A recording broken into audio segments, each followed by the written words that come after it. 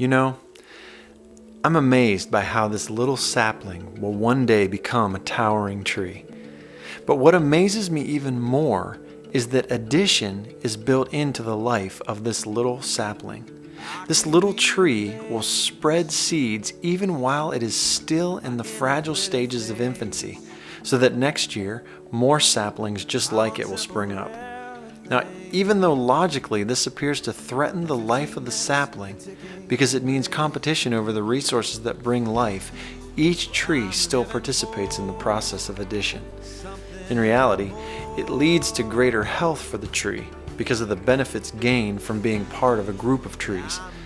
What's more is if a tree were not to participate in this process of addition, instead choosing isolation, we would conclude the tree was sick and in need of treatment. When you think about it, a forest goes beyond even simple addition into the world of multiplication. Every tree not only adds other trees by spreading seed, but those other trees do the same thing, adding more trees. So I guess it would be safe to say that a forest is the result of one tree being obedient to God's command to be fruitful and multiply. So, when it comes to church, are we a single tree or are we a forest? Do we spread our seed even while we're in those fragile stages when it defies all logic? Or do we desire to be a showpiece tree surrounded by breathtaking landscaping, but all alone?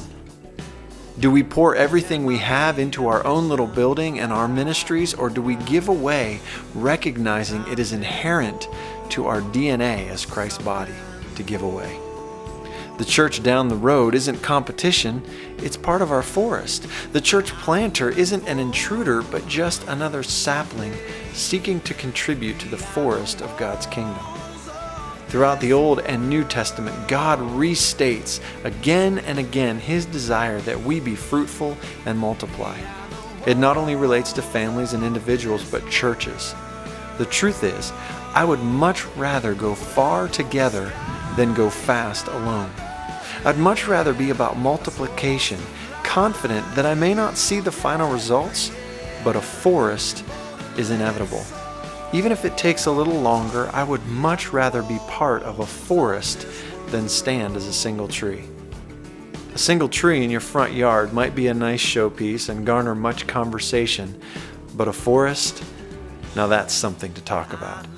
It's more than a conversation piece, it's a dwelling place, a shelter, an air purifier, a resource center, and so much more. So, would you rather be a single tree or a forest?